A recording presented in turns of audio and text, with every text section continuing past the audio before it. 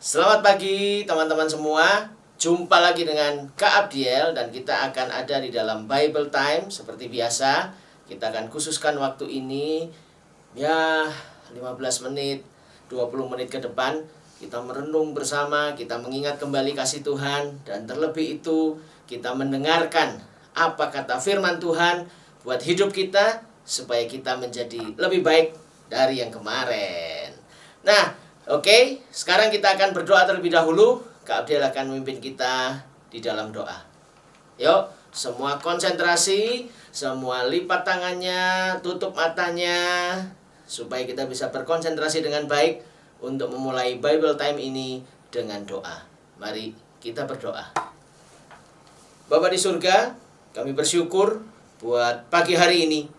Sekali lagi, kami mengkhususkan waktu ini untuk merenungkan sebagian dari firman-Mu, untuk mencocokkan hidup kami dengan firman Tuhan, supaya hidup kami lebih baik dari kemarin, supaya hidup kami sesuai dengan apa yang Tuhan mau. Terima kasih Bapa di surga. Sebentar kami akan merenungkan sebagian dari firman-Mu, ber-Bible Time bersama dengan teman-teman kami, walaupun di tempat yang terpisah-pisah. Kami serahkan semuanya hanya di dalam nama Tuhan Yesus Kristus, Allah kami yang hidup. Kami sudah berdoa. Amin.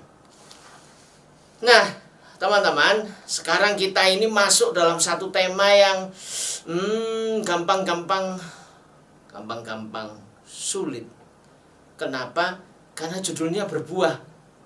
Terus, sulitnya di mana Kak Abdiel? Nah, sulitnya kita bayangin buahnya itu. Karena kita ini manusia.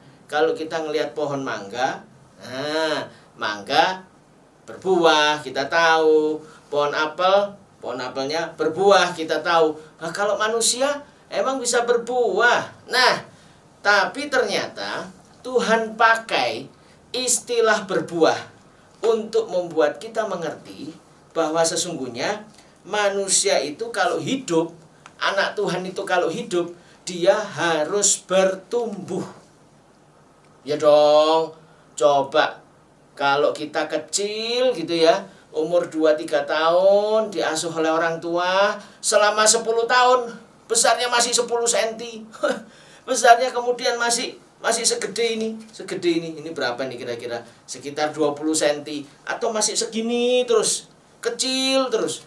20 tahun, bukannya tambah tinggi, tambah gagah, tambah ganteng, tambah cantik. Enggak, masih bayi terus. Bingung tuh orang tua kita. Itu sebabnya kenapa anak Tuhan pun itu secara rohani dia harus bertumbuh. Karena bertumbuh itu adalah suatu tanda yang membuktikan bahwa dia sedang hidup.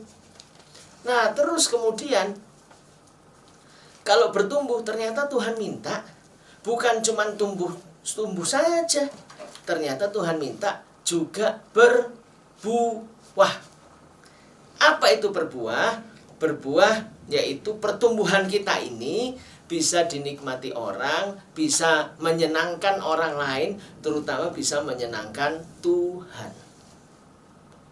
Nah, itu namanya kita berbuah. Karena ada kisah tuh. Satu kali Yesus datang, berjalan bersama dengan murid-muridnya, kelihatan sebuah pohon ara. Kemudian Yesus cek, mana ya buahnya pohon ara. Ternyata belum berbuah. Sama Tuhan dijadikan sebuah ilustrasi, dan pohon itu dikutuk kemudian menjadi pohon yang mati. Maksudnya Tuhan apa? Tuhan ingin supaya kita, anak-anak Tuhan, bukan cuman saja bertumbuh, bukan saja seperti tubuh kita semakin lama semakin gede, rohani kita pun juga semakin lama harus semakin dewasa, tetapi selain itu juga harus berbuah. Nah, pagi ini Kak Abdiel akan membawakan sebuah renungan tentang buah roh. Salah satu buah yang Tuhan minta untuk muncul dalam hidup kita. Kenapa? Karena buah itu ternyata macam-macam yang Tuhan minta. Ada buah kebenaran, ada buah pertobatan. Nah, ini buah roh. Ini salah satu yang penting yang Tuhan minta di dalam kehidupan kita. Ibarat pohon nih teman-teman, pertanyaannya, sudahkah kita berbuah? Nah, yuk kita akan ikuti sebuah pujian berikut ini tentang buah roh. Ingat ya teman-teman ya, bukan buah-buah roh, memang isinya banyak, tetapi itu satu paket dan disebut sebagai buah roh. Yuk kita ikuti pujian berikut ini. Kasih sukacita.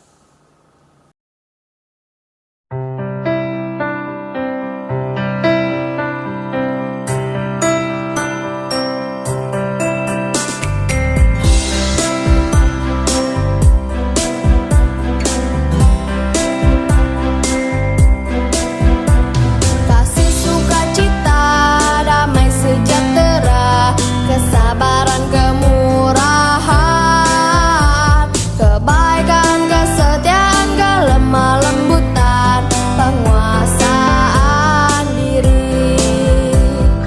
Inilah buah Roh Kudus mengalir dalam hidupku. Ku mau hidup dipimpin Roh Kudus setiap hari.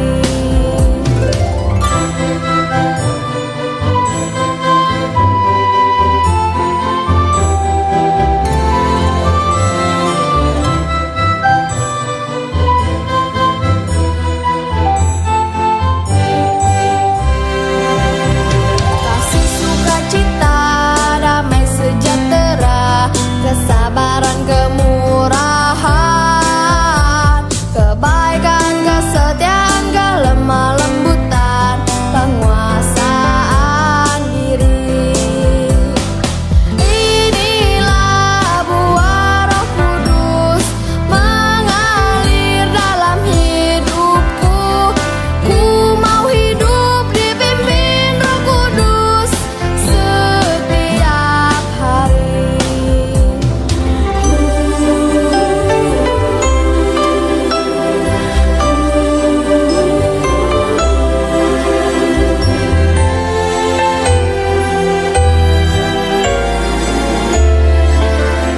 Nah, ada yang sudah bisa nggak lagunya tadi? Ada apa saja? Ada kasih, sukacita, terus kemudian damai sejahtera, kesabaran, kemurahan, kebaikan, kesetiaan, kelemah lembutan, dan yang terakhir penguasaan diri. Itu buah roh yang Tuhan ingin untuk dilihat dari hidup kita. Udah nggak kita punya buah roh di dalam hidup kita? Nah, yuk kita baca ayatnya, ada di Galatia pasal yang kelima ayat 22 dan 23. Yuk kita buka sama-sama Galatia pasal yang kelima ayat 22 dan 23. Abdul bacakan ya.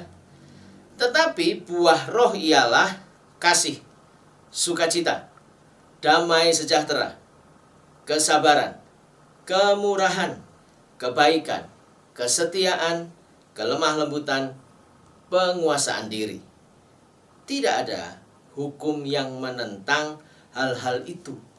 Nah, ini salah satu yang keren dari buah roh.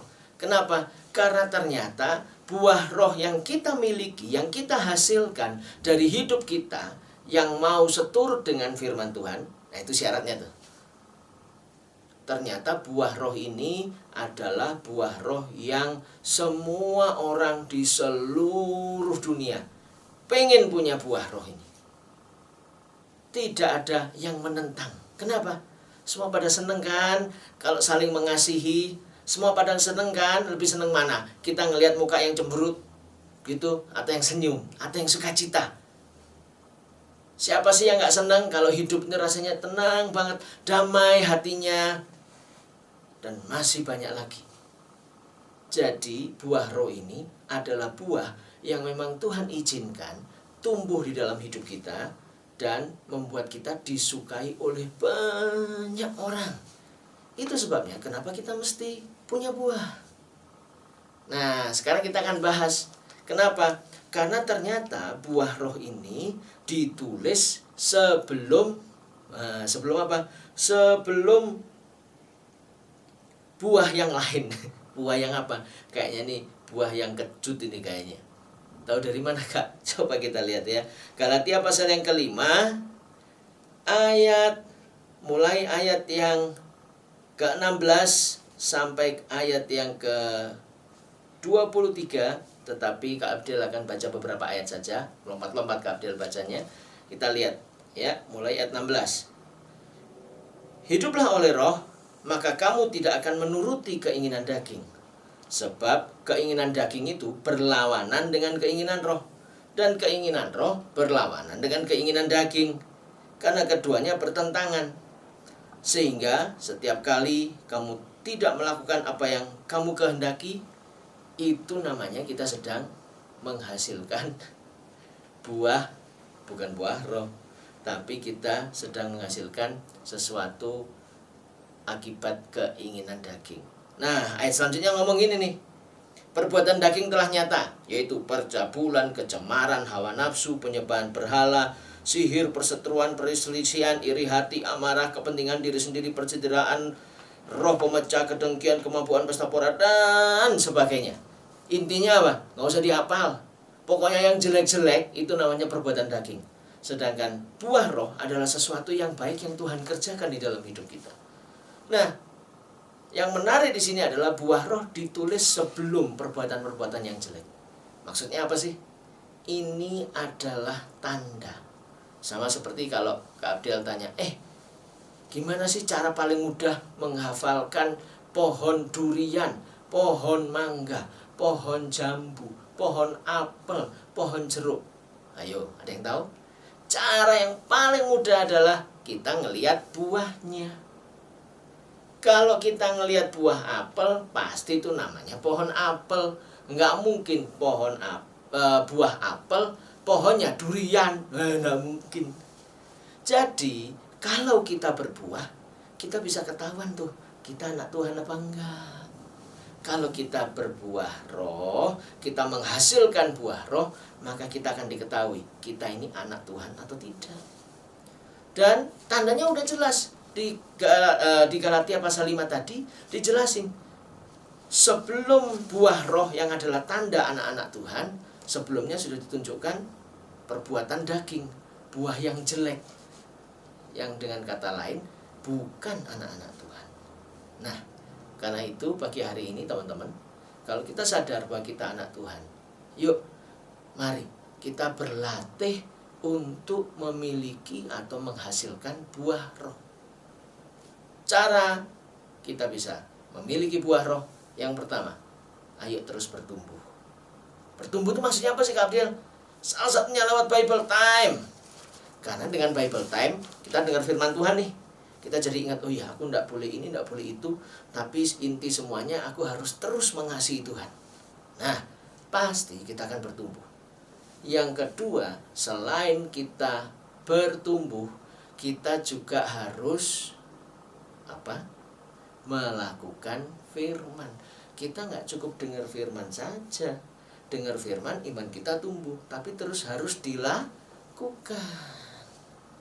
Ya, pagi hari ini 2 hal ini aja yang penting yang Kak Abdel inginkan dari teman-teman untuk kita belajar bareng supaya kita bisa menghasilkan buah roh, yaitu kita mau terus bertumbuh, mendengarkan banyak firman Tuhan, merenungkan banyak firman Tuhan, dan yang kedua, belajar melakukan firman Tuhan.